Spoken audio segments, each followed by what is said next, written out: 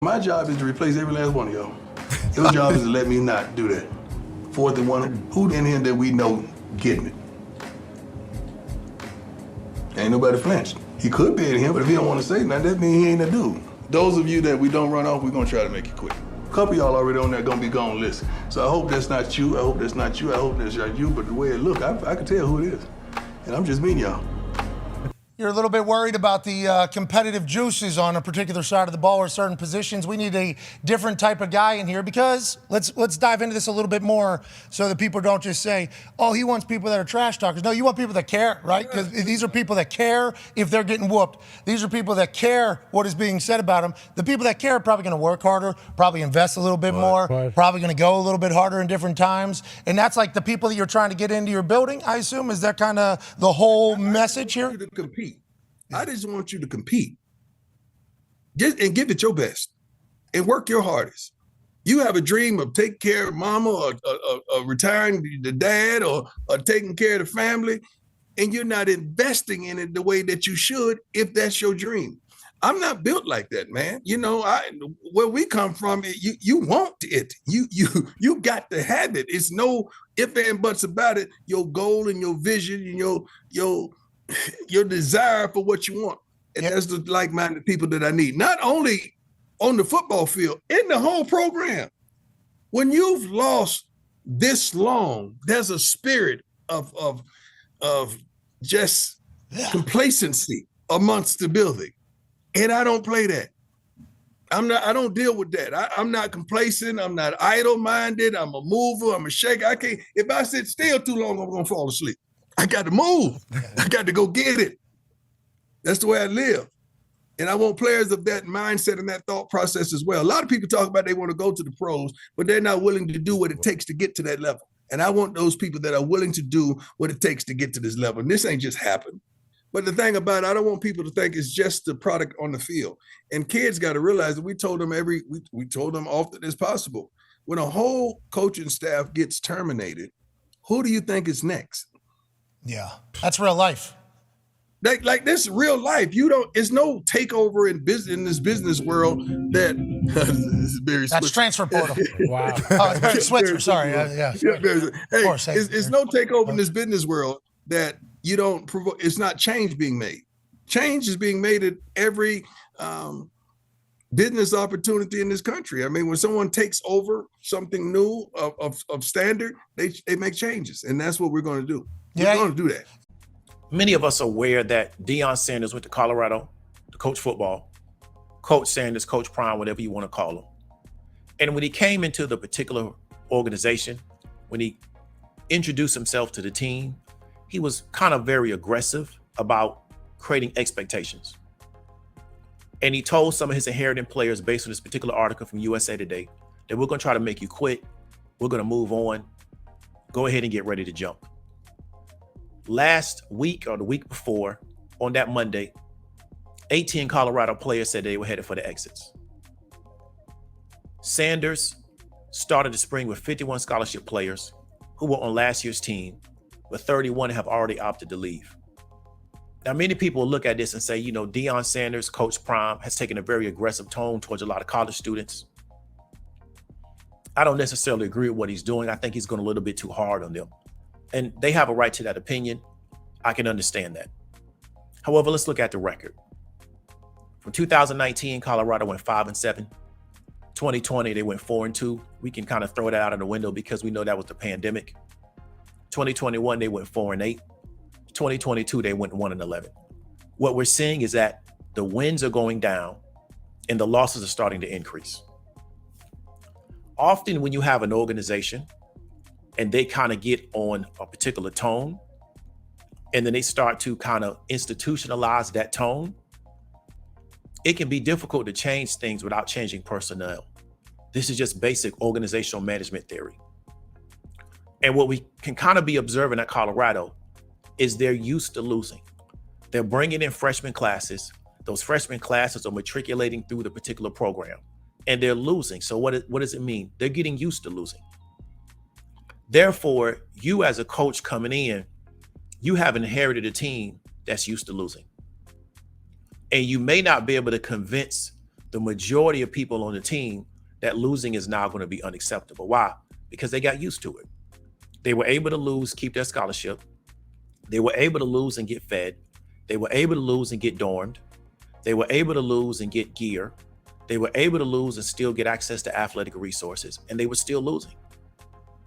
And it may be difficult to change their mentality. Maybe the most expedient thing to do is to do what? Get rid of them and bring in new people. We can now set expectations. We can indoctrinate people into what we want to do. And that may be the most expedient path to get the success that we desire. And this is what you normally see in any type of organization. Often, an organization is going to be based down around what that group is found acceptable. But often when we start talking about a competitive environment, if we're trying to create a competitive environment in which we want being competitive and winning being kind of our standard and our expectation, if we come into a particular place and they have not met those particular standards, it may be easier for us to get those people out and bring in a bunch of new people. And then we can now start creating those expectations and framing the scenario properly. Now, you may be saying, David, you're talking a lot of football. What does this have to do with what we're talking about? Most importantly, our economic situation. What we want to understand is that the real reason why you're broke often, right, is because you have grown accustomed to not having. For many people, not having has become so normalized in their life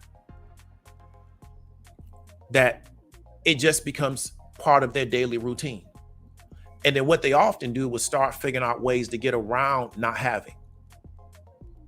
Because everybody around me doesn't have, so I look for a way to avoid looking at that particular problem. I'm not saying that you should be fearful. I'm not saying that you should get neurotic about it. I'm not saying that you should get stressed out about it. But often when everybody around me, including myself, doesn't have certain things economically, it now starts to become normalized. Then I have people that are supposed to be my leadership group. They never talk about solving that particular problem.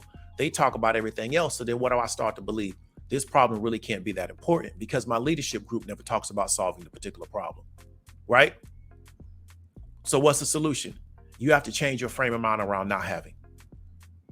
And you have to start demanding that the people around you address these particular situations because you changed your frame of mind around it. So now what's important to you is different. And so now your leadership group has to understand what is going to be important to them.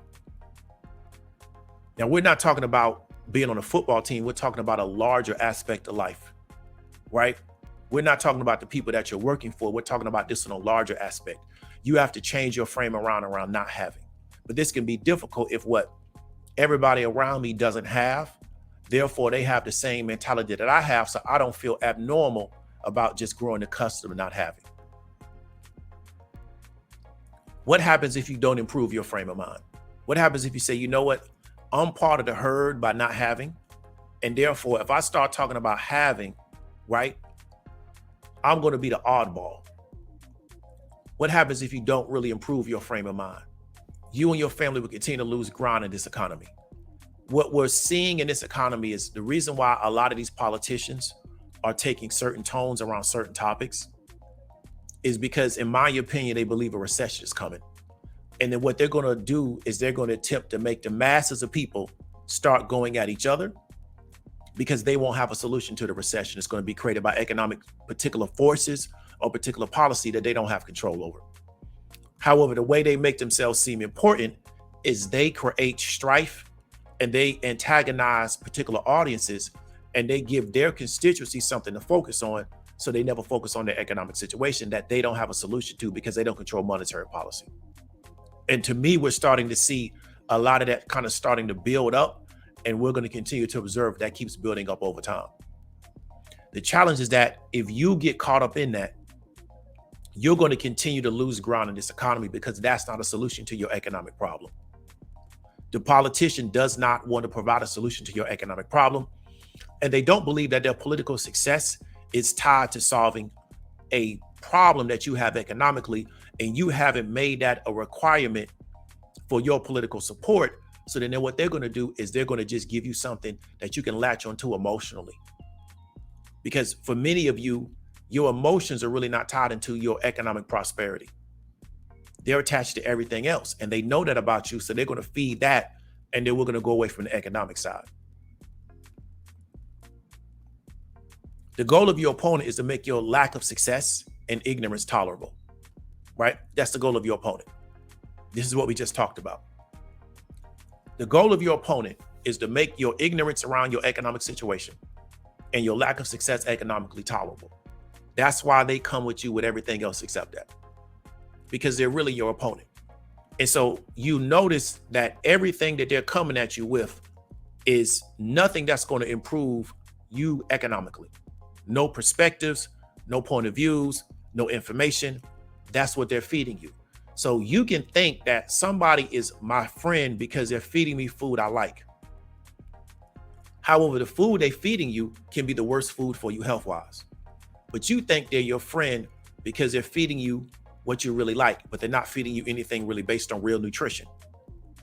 You may not like necessarily how nutritious food tastes because you've been eating bad food your whole life.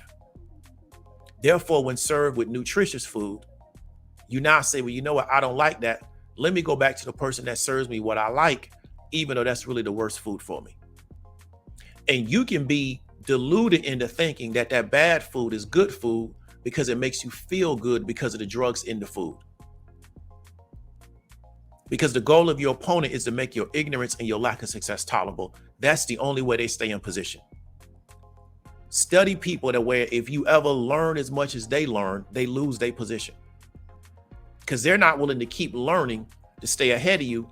They only have X amount of information inside their head. So if you ever learn what they know, they lose their position. Study that. So you want to really understand is that many of you are accepting being ignorant, and you're accepting your lack of success because you're tolerating it, and you're letting the people around you keep you there, right? And you think they're your friend, but in reality, they're really your enemy.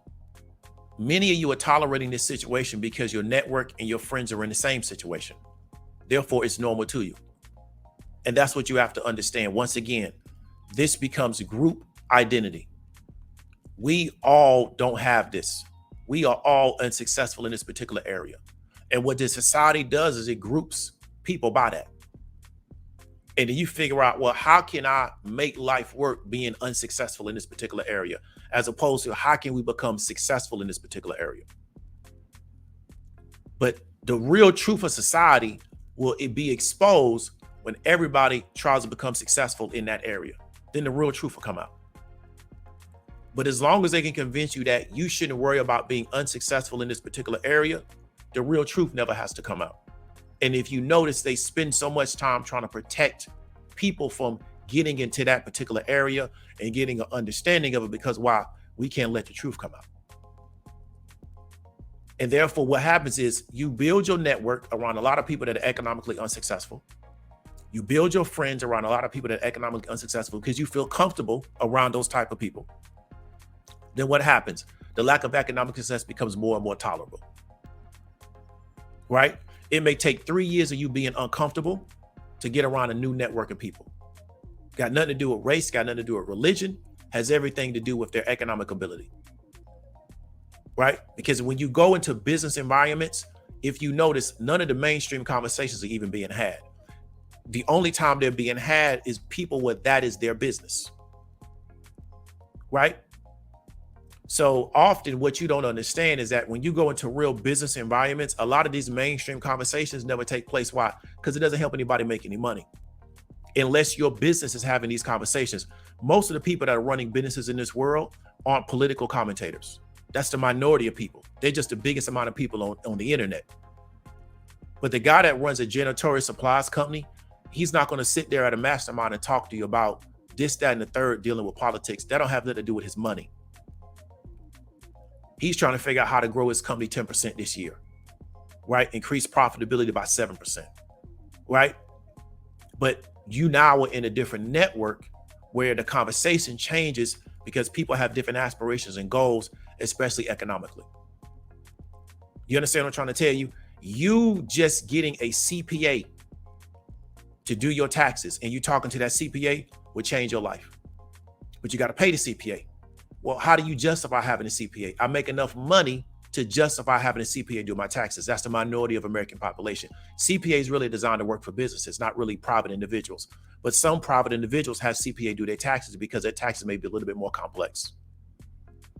You just having a conversation with a CPA that is doing your taxes and can talk to you about tax consulting, tax planning, or a EA with a lot of experience in the space. I know a brother, George Dandridge, guy runs a brick and mortar business. He has employees. He has to make a payroll every 2 weeks. He's in a leadership capacity. He's not just making YouTube videos talking about scammers. This guy really does this in real life, been doing it for years.